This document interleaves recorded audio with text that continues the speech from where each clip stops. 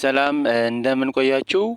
በዛሬው ትምህርታችን ደግሞ የምንመለከተው ከባለፈው በቀጠለ መልኩ የተለያዩ የእጽዋት ስሞችን በግዕዝ ቋንቋ ምን ተብለው ይጠራሉ የሚለውን እንመለከታለን። እስከ መጨረሻው አብራችሁን ቆዩ።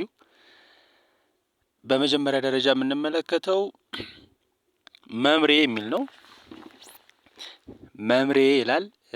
መምሬ ማለት ያው ሲነበብ ም ተጠቅልላ ነው የምትነበበው። መምሬ ይላል። ግራር ወይም ወይራ ማለት ነው። ቀጥሎ ደግሞ ያለው ፔጡሬ ይላል። ፔጡሬ ይሄኛውም ወዳቂ ነው ወይም ወድቆ የሚነበብ ነው።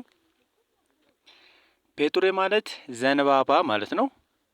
ቀጥሎ የምናገኘው ደግሞ ምርቆት ሳር፣ ቆ ዲቃላ ፊደሏ ማለት ነው። ምርቆት ሳር ይላል።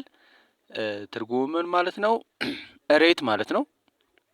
ምርቆት ሳር እሬት ይላል።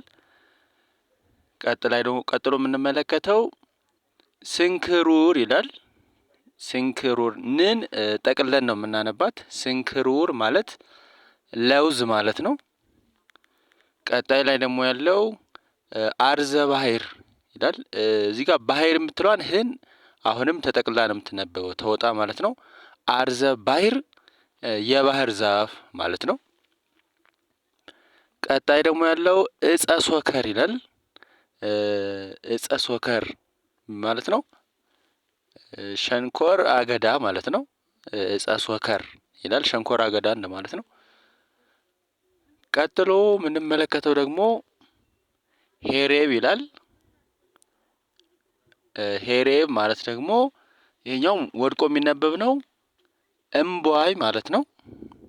እምቧይ ማለት ነው ሄሬብ ሲል። ቀጥሎ ያለው አዛብ ይላል። አዛብ ማለት ደግሞ ያው ዛ ተጠብቃ ነው።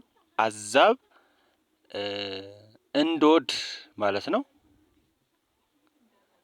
ቀጥሎ ደግሞ ያለው ቡራቴ ይላል። ቡራቴ ምን ማለት ነው? ወይራ ማለት ነው። ቡራቴ የሚለው ወይራ ተብሎ ይፈታል። ቀጥሎ ያለው ደግሞ ሶመት ይላል። ሶመት ያው ይሄኛውም ወድቆ ተጣይ ነው፣ ተጥሎ የሚነበበ ነው በሳድስ ስለሚጨርስ።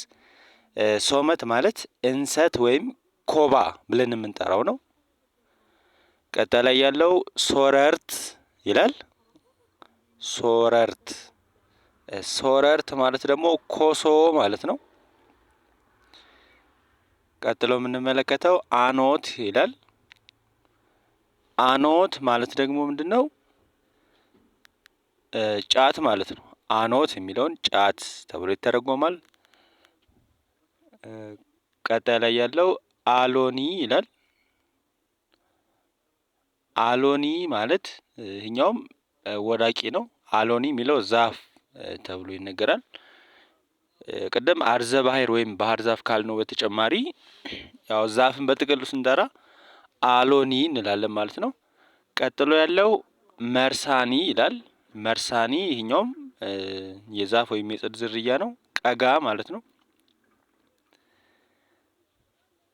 ቀጥሎ ያለው ሰሎን ይላል። ሰሎን ማለት የሰንደል እንጨት ማለት ነው። ቀጣይ ደግሞ የምንመለከተው ህና ህና ይላል። ህና ማለት እንሶስላ ማለት ነው። እንሶስላ ማለት ነው። ቀጥሎ የምንመለከተው ጓልኬ ይላል። ጓልኬ ማለት ደግሞ ምን ማለት ነው? ይሄኛውም ወዳቂ ነው፣ ወድቆ ነው የሚነበበው። ጓልኬ ማለት ጉሎ ማለት ነው። ብዙ ጊዜ ያው እንደ ዘይት የምንጠቀምበት ነው ጉሎ። ቀጥሎ ያለው ሴዋ ይላል። ሴዋ ማለት ጌሾ ማለት ነው። ቀጣይ ያለው ዘዌ ይላል። ዘዌም ወዳቂ ንባብ ነው፣ ወድቆ የሚነበብ ነው። ዘዌ ማለት ደግሞ ሀረግ ማለት ነው። ቀጥሎ ያለው አንቦጣ ይላል። አንቦጣ ማለት ቅጠል ማለት ነው። አንቦጣ ማለት ቅጠል ማለት ነው። ቀጣይ ላይ ያለው ደግሞ ምስሀግ ይላል። ምስሀግ ማለት ምስሀግ ይሄኛውም ተጥሎ የሚነበብ ነው። ምስሀግ ሰሌን ማለት ነው። ቀጣይ ያለ ደግሞ አይገን ይላል። አይገን ማለት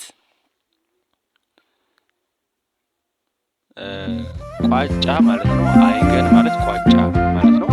በቀጣይ በሌላ እንገናኛለን። ሰላም ቆዩ።